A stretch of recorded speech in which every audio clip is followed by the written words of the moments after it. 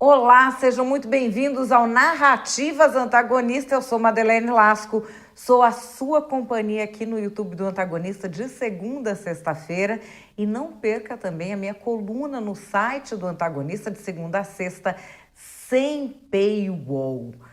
Nós estamos aqui no Narrativas Antagonista e o fato do dia é Rio Grande do Sul e o aquecimento global.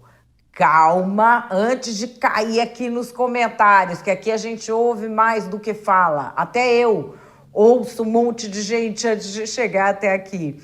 Narrativas Antagonistas é um formato inovador para a gente qualificar melhor o debate político. E a gente faz isso como? Treinando. Porque agora tem muito discurso político de manipulação nas redes sociais, que são as tais das narrativas, que deixam tudo essa grande loucura. Então, como é que a gente treina aqui juntos? Eu te trago os fatos e depois a minha opinião. Mas antes disso eu te trago qual é a narrativa da esquerda e qual é a narrativa da direita. Vem comigo. Fato do dia: Rio Grande do Sul e aquecimento global. Esse tema tem sido tratado como uma disputa política, uma disputa de internet.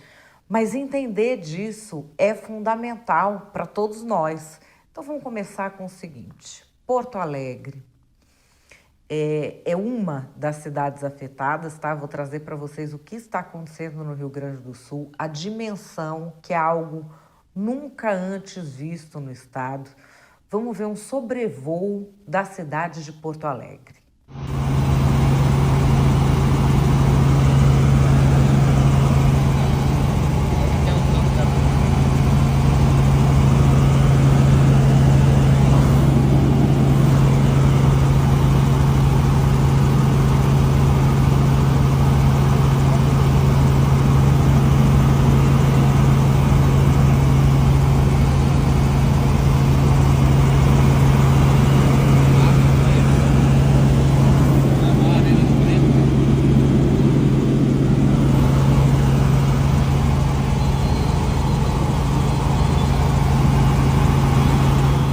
Para vocês terem uma ideia de como chegou em lugares assim completamente inusitados a inundação, porque quando a gente ouve falar em inundação, como tem muita enchente no Brasil, a gente tem problema de saneamento, já logo se relaciona aquele lugar que é mesmo mais vulnerável. Não está sendo assim no Rio Grande do Sul. Esse aeroporto, Salgado Filho, aeroporto de Porto Alegre, aeroporto internacional. Vamos ver agora diversas filmagens de como ficou esse aeroporto.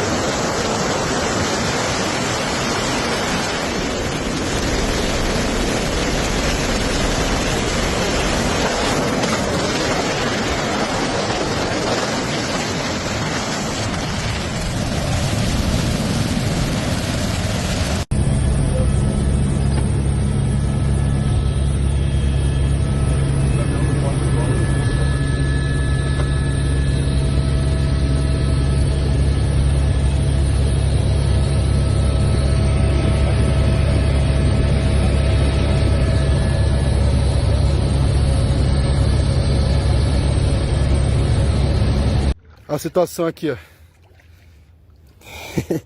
Empurrando aqui. Aí a gente saiu de lá. A gente tá indo pra... Aqui, ó. Aí, ó. Pra chegar até ali, ó. Destino. Bora. É isso aí, ó. Não é fácil não, cara. Situação. Maleta pesada. Negócio na mão aqui. É isso aí, ó. Pra gente ir embora. Bora, bora, bora. Prefeito de Porto Alegre, Sebastião Melo, anunciou ontem à tarde algo que se teve que fazer, que é evacuar algumas áreas da cidade, tirar todo mundo de lá. É uma situação gravíssima que está acontecendo. Vamos ver o anúncio do prefeito. Eu estou aqui na Borges Medeiros, próximo ao DAIA e também ao Tribunal de Justiça do Estado do Rio Grande do Sul. Como vocês estão vendo, está toda alagada essa região. Um pouquinho mais para baixo, ali na Cuia, nas rotas das Cuias, tem uma casa de bomba que bombeia toda essa água pluvial dessa região. E por uma questão de segurança, a SE acabou fazendo o desligamento dessa bomba e está causando não só esse alagamento, como vai estender para a Cidade Baixa e para o Rio Deus. Então eu quero recomendar aos moradores que saiam dessas regiões que puderem, não fiquem no andar térreo, e eu estou voltando para o Centro Integrado de Comando, onde lá está o governo para tomar todas as providências possíveis para diminuir, né, esse alagamento aqui na região. Aqui teve um momento na cobertura da Rádio Gaúcha, que tem sido uma cobertura exemplar, uma cobertura de excelência, em que se estava debatendo no estúdio o que acontecia, e aí começa a alagar a região onde fica o estúdio. Kelly Matos, minha amiga, estava lá no ar pela Rádio Gaúcha nesse momento emblemático. Demorou bastante para se deslocar lá do centro pela Avenida João Pessoa. Me traz esse relato, Rodrigo, por favor. Até aqui o prédio da Rua Zero Hora. Rodrigo, desculpa. Até porque você Maurício tem que ir lá pegar Saraiva o seu também carro. na A Rua Zero Hora está absolutamente alagada. Atrás, a nossa entrada de serviço não passa mais carro com roda acima, abaixo da metade do pneu. Então, se você está com o carro lá, Kelly, quem estiver, vá agora tirar o carro de lá. A Rua Freitas de Castro está toda tomada d'água. As pessoas que moram naquela vila, eu não sei o nome... Ali atrás, na Freitas de Castro, estão todas na rua e elas estão perplexas, elas estão paradas simplesmente. Eu, quando fui fazer com o meu carro por dentro, para entrar na Rua Zero Hora e via água, eu consegui a tempo retornar e deixar estacionado numa rua que faz esquina com a... Não sei o nome, é Marcílio? Marcílio Dias. Que é uma subidinha. Eu consegui deixar o carro ali com o mínimo de risco. Mas a Rua Zero Hora está absolutamente alagada. Tem vários prefeitos dando depoimentos muito emocionados. O prefeito de Eldorado do Sul, Hernani Gonçalves, resume a situação da cidade dele. É uma cidade pequenininha, mas que assim, 3/4 da cidade estão desabrigados. Nós estamos aqui com 20, 30 mil pessoas desabrigadas, sem comida, sem água, sem colchão, tá? E tem alguns que estão debaixo de abrigo e tem uma grande parte que está na rua, mas não tem água potável para beber, não tem comida, não tem colchão, não tem banheiro, entende? Então a gente precisa de tudo, banheiro químico, se a gente pudesse conseguir, colchão, tudo que puder nos assistir aqui, por favor, quem está nos ouvindo, que se mobilize e se sensibilize com a nossa situação. O senhor está onde, prefeito, agora? Eu estou na prefeitura, no último andar da prefeitura, né? Ilhado, né? Aqui só para sair daqui só de barco e chegar na BR ali, onde a gente botou esse pessoal tudo em cima da BR ali, que é o único ponto que está seco. Pelo número de pessoas que o senhor falou, prefeito, toda a cidade atingida nesse momento? Toda, 100% da cidade, do centro da cidade está atingida e não tem acesso para lugar nenhum, só por meio de helicóptero. Helicóptero? Só por Helicóptero. É uma dimensão de tragédia que talvez a gente, na opinião pública, ainda não tenha assimilado. De que tamanho será essa destruição e o que será necessário para a reconstrução? Apenas a título de comparação, eu trago a vocês um fenômeno que aconteceu nos Estados Unidos quase 20 anos atrás, em 2005. O Katrina foi um furacão, teve um potencial letal muito maior por causa disso, porque é um fenômeno diferente, mas a área alagada é algo mais ou menos parecido. Só para a gente ter a dimensão de que não é uma chuva a mais, não é uma chuva forte, é uma coisa diferente. O Katrina foi o terceiro furacão mais forte a atingir os Estados Unidos. Os ventos passaram de 220 quilômetros por hora. 85% da cidade de Nova Orleans ficou inundada. Grande parte do município está abaixo do nível do mar e o sistema de diques que protegia a cidade falhou. Os efeitos do desastre produziram imagens que nem pareciam ser nos Estados Unidos. Pessoas ilhadas em desespero pediam ajuda. Havia corpos em decomposição pela rua e centenas de desabrigados clamavam por socorro. Numa reportagem exibida uma semana depois por uma televisão dos Estados Unidos, o jornalista contou que a sensação era de estar em uma zona de guerra. Além de Nova Orleans, em Louisiana, o Katrina causou prejuízos e inundações no Mississippi e no Alabama. Dias depois, outro furacão, o Rita, voltou a atingir o Golfo do México e dificultou ainda mais o trabalho das equipes de resgate. O governo de George W. Bush foi acusado de demorar para enviar ajuda federal. Muita gente na internet está postando essa foto aqui. Que essa foto é para falar o quê? Não há interferência nenhuma dos fenômenos climáticos, de aquecimento global, disso, daquilo, porque Porto Alegre sempre alagou. Aqui Porto Alegre, 1941, e Porto Alegre agora. Essa foto é do Mercado Municipal de Porto Alegre, tem uma placa na entrada do mercado lembrando a enchente de 41. Eu vou trazer aqui para vocês um canal de uma professora de história gaúcha, a Eliane Cavalcante, relembrando a história da cidade com enchentes. É muito interessante que assim, é tão antigo que as enchentes de setembro eram chamadas enchentes de São Miguel. E por que seria isso? Isso é da época da ocupação espanhola, ainda em Porto Alegre. Porque o padroeiro era São Miguel Arcanjo, depois mudou para São Pedro. Com a mudança, houve ali uma quizila de santos. E São Miguel teria provocado essas inundações todo mês de setembro, para demonstrar ali o seu descontentamento ou a sua força. É a lenda, imagina o quanto isso é antigo. Mas a grande inundação lá de 41 não foi dessas de São Miguel, de setembro.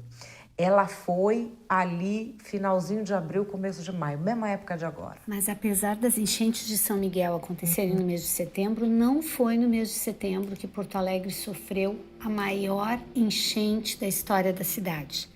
A maior enchente da história da cidade aconteceu entre abril e maio de 1941. A enchente de 1941 atingiu todo o estado do Rio Grande do Sul, como está acontecendo agora em 2023, que todo o estado sofreu com a enchente. Porém, Porto Alegre foi muito prejudicada porque o Guaíba é alimentado pela sua bacia hidrográfica, que cobre 1/3 do estado. Então, tudo o que chovia nos rios que alimentam o Guaíba acabava escoando dentro do Guaíba. E a própria Lagoa dos Patos, pelo vento sudeste, teve suas águas represadas para dentro do rio Guaíba.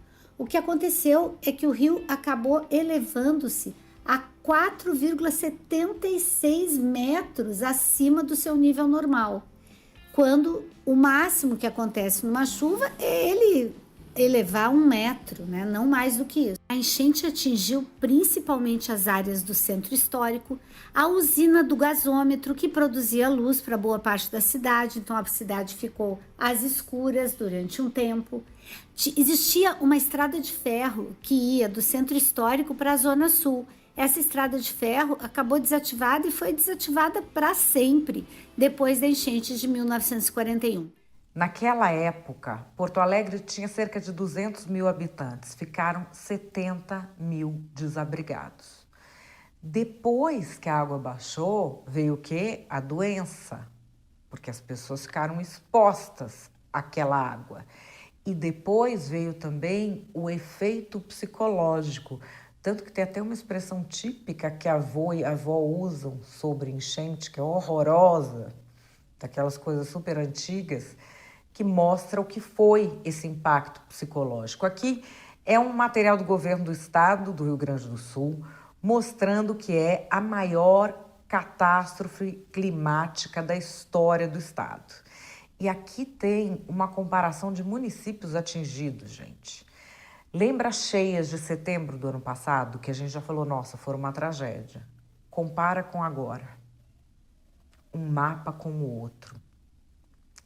2/3 dos municípios gaúchos impactados. Impactados assim. Esse antes e depois de Lajeado é algo desolador. A cidade de Cruzeiro do Sul, um bairro aí completamente destruído. A barragem entre Bento Gonçalves e Cotiporã, você vê à direita como era, à esquerda tudo tomado pelas águas. Gramado e Canela, cidades turísticas, né? A cidade de Canoas, que a gente teve muitas notícias vindo de lá. Enfim, o Rio Grande do Sul teve 10 eventos climáticos extremos em menos de um ano. O que é extremo? Extremo não é o que eu falei que é extremo. Existe uma classificação do que é extremo. E aqui são 10 já os eventos classificados como extremos em menos de um ano. E aí começa o pessoal a falar de aquecimento global. A gente tem aí um tweet polêmico da Gleisi Hoffmann. O que está acontecendo no Rio Grande do Sul, infelizmente, se encaminha para ser a maior tragédia climática do país, uma clara demonstração de que devemos proteger o meio ambiente. E aí começa. A força do dinheiro não pode mais influenciar parlamentares conservadores a aprovar projetos nocivos para a natureza. Enfim. É um discurso que tem acontecido nas redes. A Frente Parlamentar Agropecuária resolveu responder à presidente do PT, dizendo que é essencial ressaltar que problemas como esse, relacionados à infraestrutura e planejamento urbano, remontam a décadas passadas, não se vinculam ao setor produtivo. Jandira Fegali dá um passo além. Fake news mata o planeta. De todas as causas do aquecimento global, o negacionismo científico é o mais pernicioso. Há décadas, setores que ganham dinheiro com a exploração irresponsável do planeta patrocinam mentiras que distorcem alertas sobre o clima apresentados também há décadas pelos cientistas. Aí diz que continuam a negar a existência da emergência climática. Combater as fake news significa salvar o planeta, e aí ela diz que por isso é urgente regular as redes sociais. O deputado estadual Leonel Hadi, do PT do Rio Grande do Sul, fez uma coletânea sobre negacionismo.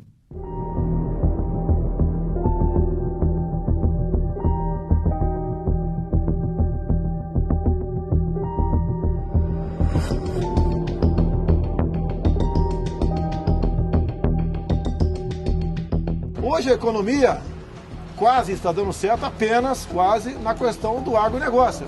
E eles estão sufocados por questões ambientais, que não colaboram em nada para o desenvolvimento e a preservação do meio ambiente. Nós não iremos pagar essa conta. Os produtores rurais que estão sustentando esse Brasil não vão estar pagando essa conta para o mundo inteiro, ok? O senhor pessoalmente acredita em aquecimento global? Eu não acredito. Ok? Ouvi doutores da universidade aqui de Brasília comentando sobre esse assunto. Físicos, pessoas que entendem do assunto. E o senhor acha que o Brasil vai cumprir ou não vai cumprir os acordos? O que não pode é jogar nas costas dos produtores essa conta.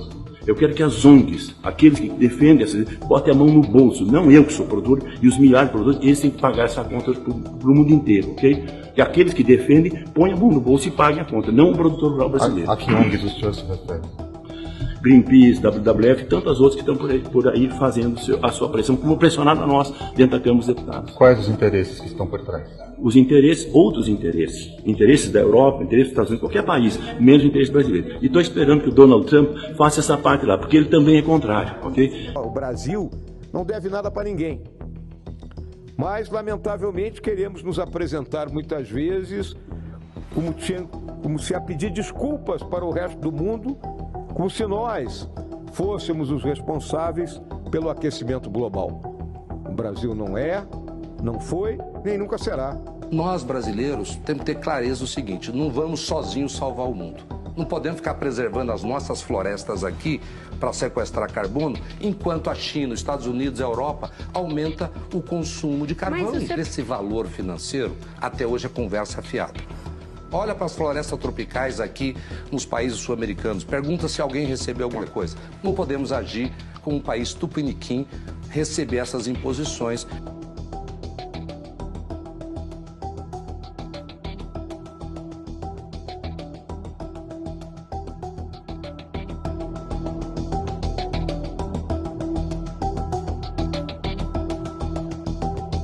Esse pessoal que fala que tudo é aquecimento global, tá certo ou tá errado? Tá nevando no deserto, tem recorde de frio no não sei onde, tá tendo aquecimento global ou não tá tendo?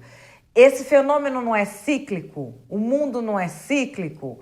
Como é que essas coisas acontecem? Eu trouxe aqui um cara que faz muito sucesso na internet e que explicou outro dia no Inteligência Limitada para o Vilela essa história dos eventos climáticos, do aquecimento global, que é o geofísico Sérgio Sacani.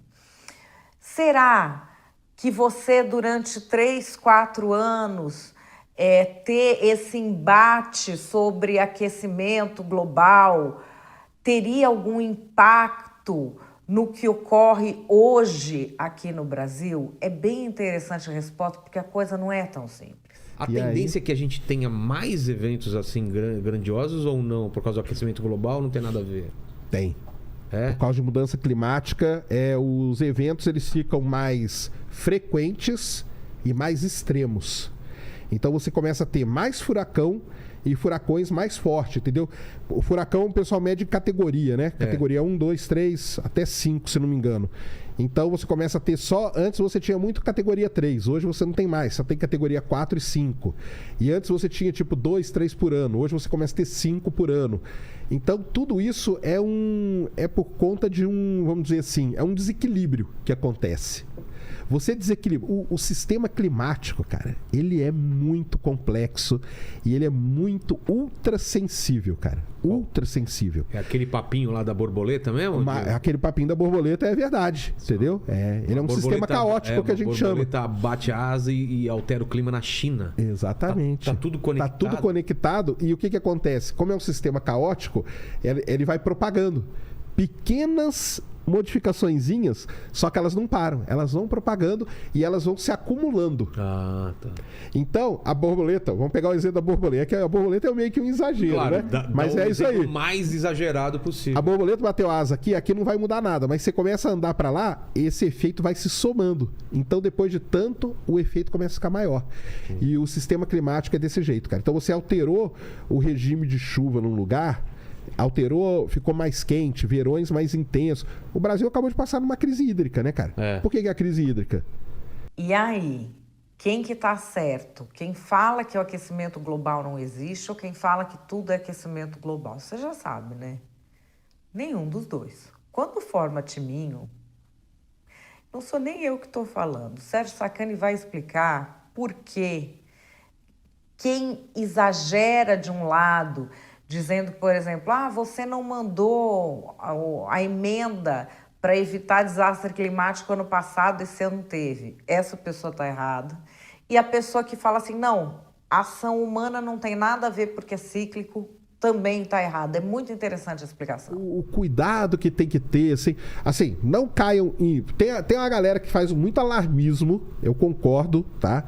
E tem a galera que nega totalmente. Os dois estão errados. Que nega, é que você tem que entender como cíclico, funciona. Que não é ação nossa, né? Que existem que a Terra e tal. Então, mas a Terra tem a ciclicidade. Isso é importante de ressaltar. Existem vários ciclos. A gente na geologia estuda. Chamam ciclos de Milankovitch. Foi um russo que descobriu isso. Tem os ciclos. Tá, beleza. Não tem problema nenhum. A Terra esquenta e esfria naturalmente. Quando a gente vai analisar as mudanças climáticas, a primeira coisa que a gente roda nos nossos algoritmos é tirar a ciclicidade. Entendi.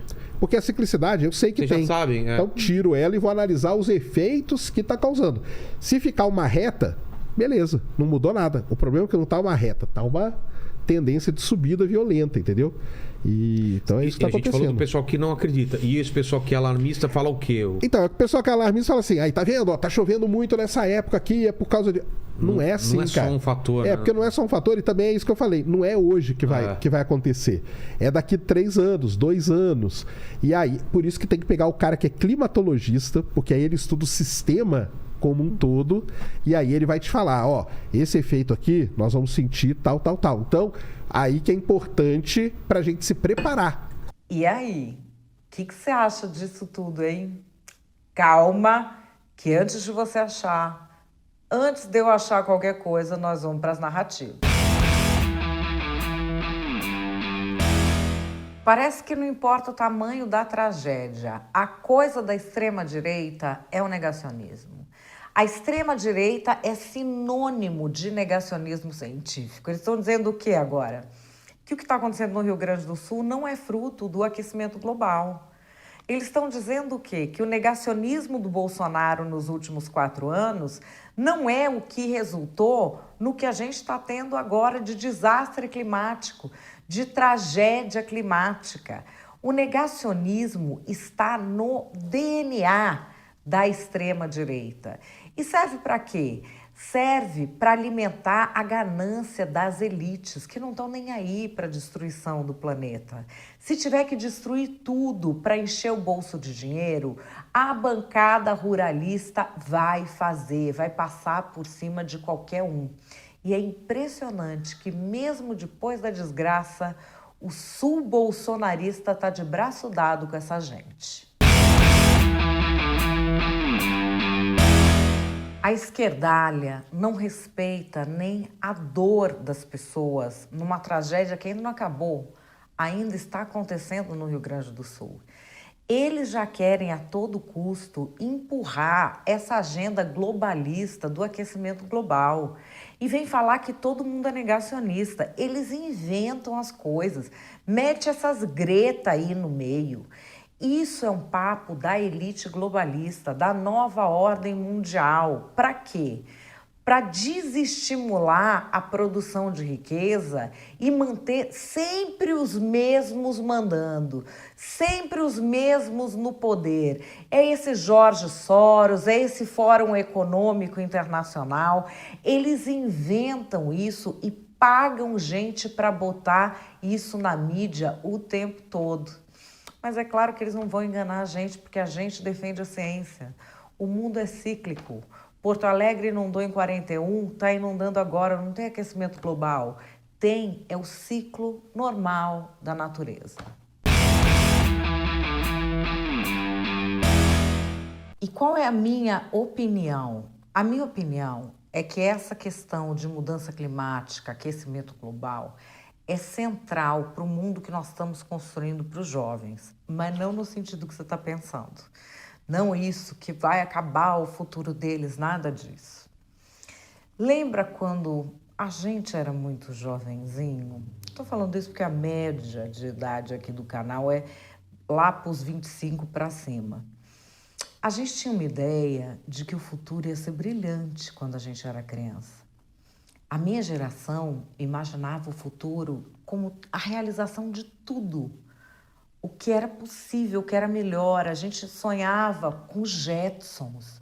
Era carro que voa, era robô fazendo todos os afazeres domésticos. Se falava na cura do câncer. A gente pensava num futuro grandioso, trazendo mais realização para os seres humanos.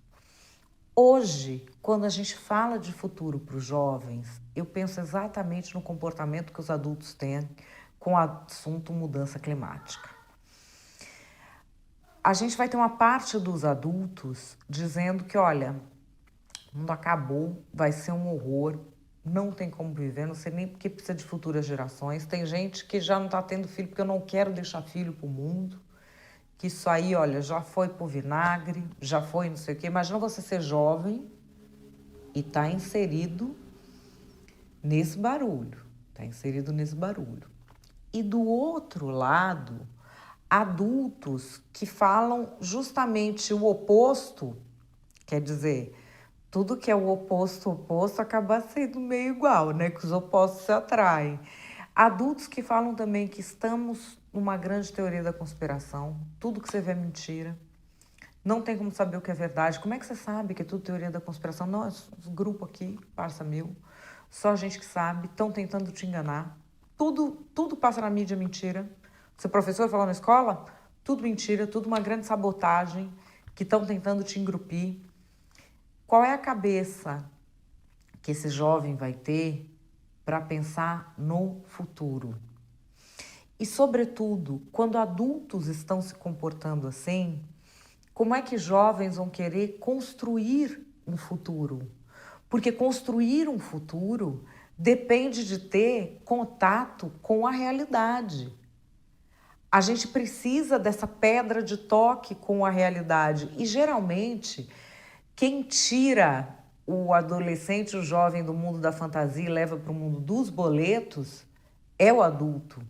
O adulto é o exemplo disso. Nós temos adultos que estão sendo exemplo da desconexão, do divórcio da realidade e de uma opção pela ignorância.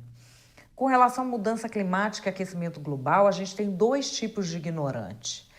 A gente tem primeiro esse ignorante que ele nega tudo e ele fala assim, é cíclico, a Terra é cíclica. Ele acha o quê? Que quando você tem um modelo matemático para ver se está aquecendo, você não desconta o ciclo? Você não desconta? O ciclo é esse aqui. Está tendo alguma alteração ou não? Ele acha que não é isso que o cientista está fazendo. Ele acha que só ele percebeu que tem um ciclo. Tem gente que dedica a vida inteira a estudar climatologia, ele só que percebeu que tinha um ciclo. A pessoa não percebeu ainda. Está 40 anos na climatologia, aí precisa chegar o Twitter e falar, olha, tem um ciclo para ele. Ah, verdade, tem um ciclo! E tem o outro pessoal, que é o pessoal do ouvir o galo cantar não sabe onde, o pessoal do Dunning-Kruger, que acha que pescou qualquer coisinha ali já está entendendo. Então a pessoa acha, por exemplo, que o governo Bolsonaro pode ter sido determinante para gerar algo em tão pouco tempo quanto o que ocorre no Rio Grande do Sul. A pessoa acha, por exemplo, eu ouvi essa semana que deputados que destinaram emendas a prevenir essas situações, são só 3 deputadas, aí fui ver quais eram as emendas. Até o gato meu. Tem emenda que era para projeto educativo sobre clima. No que o projeto educativo sobre clima teria interferido nessa situação específica? Então fica tudo numa fantasia, como se fosse um grande videogame, como se fosse um grande filme de super-herói. E uma das coisas mais importantes que a gente tem para entender na nossa existência humana é a natureza. O ser humano não domina a natureza. A gente precisa entender a natureza para saber para onde a gente vai, que providências a gente toma, como a gente se posiciona, que tipo de conhecimento a gente precisa buscar. Desde que o mundo é mundo, o ser humano sempre se dedicou a entender a natureza. E agora nós temos adultos dedicados a fingir que entenderam a natureza para defender posições políticas sobre as quais nem eles têm muita certeza. Que mundo isso deixa para os jovens? É só essa pergunta que eu te faço.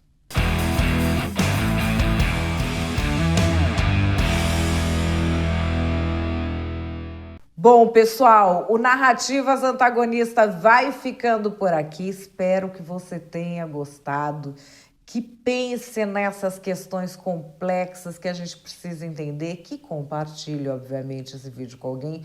Senta o seu dedo aqui no like e me faz aí o seu comentário. Você tem paciência ainda para entender as coisas? Ou você já está vendo tanta discussão que você fala... não dá para entender de tudo, eu vou abrir mão disso, não vou entrar mais em discussão nenhuma. Em qual que você tá? Comenta aqui comigo. Narrativas Antagonista tá com você de segunda a sexta-feira, às 5 da tarde, no YouTube do Antagonista. Amanhã eu tô de volta. Grande beijo e até lá.